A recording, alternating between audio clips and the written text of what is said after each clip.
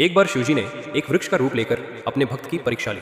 एक दिन वो भक्त गर्मियों की दोपहर में पैदल यात्रा कर रहा था। उसे बहुत प्यास लगी, पर आसपास कहीं भी पानी का कोई स्रोत दिखाई नहीं दे रहा था।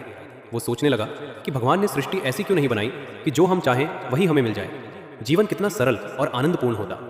भक्त के मन की बात सुनकर शिवजी ने उसके मार्ग में कल्प वृक्ष का रूप धारण कर लिया।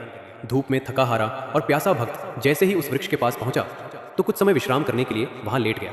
उस वृक्ष की शीतल छांव में उसे थोड़ी राहत मिली।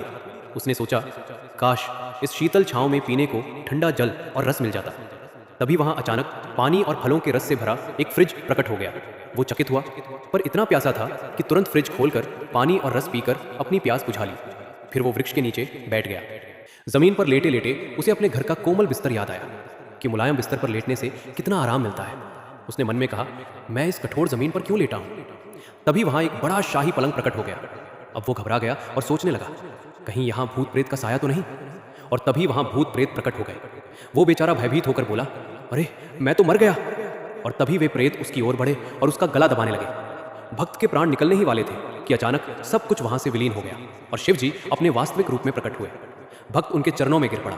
तब शिव जी बोले, यदि मनुष्य को वो सब कुछ मिल जाए जो वो चाहता है तो वो अपना ही आत्मघात कर लेगा। इसलिए हे वत्स, पहले अपने मन और चित्त को शुद्ध करो ताकि तुम न दूसरों का बुरा सोचो और न अपना।